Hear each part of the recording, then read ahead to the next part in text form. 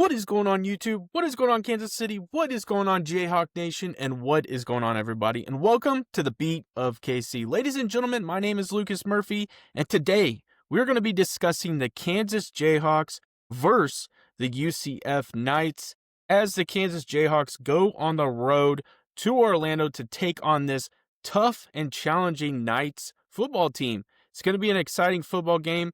I believe the game kicks off at 6:30, and that will be Central Standard Time. I'm excited to break this down for you. I'm really going to dive in and really talk about kind of how the Kansas Jayhawks shape up against the UCF Knights and how the Knights really shape up against the Kansas Jayhawks. I do anticipate a really good football game.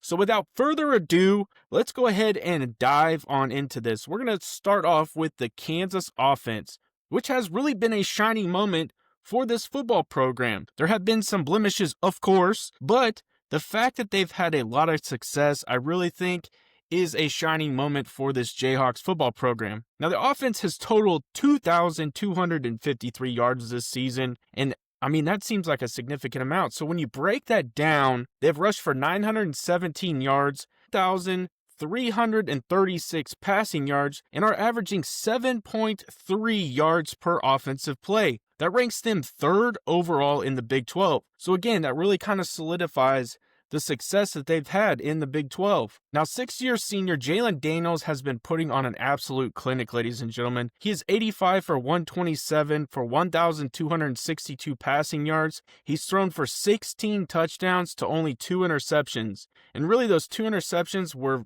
very kind of mental mistakes. I mean, he's really had a lot of success. He has a 66.9% completion rate. That's pretty solid. I'd like to see that uptick just a little bit, but that's still pretty solid for a season. And he's averaging 9.9 yards per passing attempt, which is astounding for sure. He has a 188.8 passing efficiency rating, and really that's been something to kind of think about. I mean, he really has been efficient in these football games. Has there been some blemishes like I stated earlier? Yes. He had a significant fumble in the Missouri game. He has thrown those 2 interceptions, but for the most part, we're seeing this leader step up. He's leading this team the way he should. He's hitting the guys down the field the way he should. He's running the offense the way he should, and he's really had a lot of good success this year. Now, the current leading rusher is LaShawn Williams, ladies and gentlemen. Now, you're probably thinking, well, why is not Daniel Highshaw? Daniel Highshaw is experiencing an injury, so LaShawn Williams has taken over.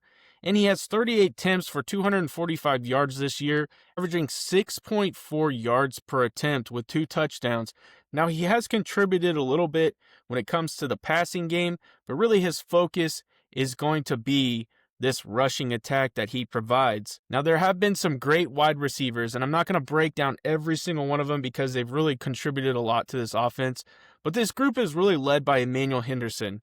Henderson has 23 receptions for 435 yards. He is averaging 87 yards per game, and he has 4 touchdowns on the season. He really has been a huge bright spot since transferring over from Alabama, and really excited to see him continually grow in this offense for the rest of the year. He is complemented by Levi Wentz and Cam Pickett, who have had glimpses of success for sure, and you really have had some contributions from guys like Bryson Canty and also Keaton Kobeka. Now, one of the areas that I really wanted to highlight too with this group was the tight ends. And one of the guys that really stepped up in a big way with this tight end group is Bowden Grown. He's leading this group with 10 receptions for 171 yards and 2 touchdowns, but close behind him is Deshaun Hanukkah. Hanukkah does have 10 receptions for 97 yards and 3 touchdowns. So really you can see how this offense is continuing success. On the other side of the football, now we're going to talk defense for Kansas. And this is something I really think we need to focus on as a fan base. There has been a lot of blemishes at times. There's been a lot of mental mistakes. There's been, times where this defense just has not stepped up to support this offense. I don't want it to sound completely negative, but I think some of these statistics and things that we'll provide will kind of show you why this team has lost some games that really have kind of impacted their season already. Now, the Kansas defense has given up a total of 1,880 yards on 345 plays. So when you break that down, they have given up 747 rushing yards and 1,133 passing yards, and that comes out to an average of 376 yards per game.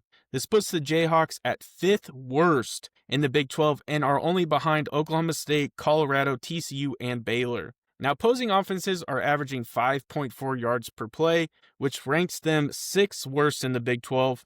One area really the Jayhawks are excelling at is sacking the opposing quarterback. And so when we're talking about that, they have 14, placing them at 2nd best in the Big 12. So they're finding ways to get after the quarterback, and they really have some good defensive ends and some D tackles that are allowing that to happen. Plus, they're contributing in with the linebacking force. So this group is really getting after opposing quarterbacks. And that's something to really kind of think about as we get ready to head up against the UCF Knights. So when it comes to forcing turnovers, this defense has 3 interceptions and has forced. Now, the defense is led by linebacker Trey Lathan.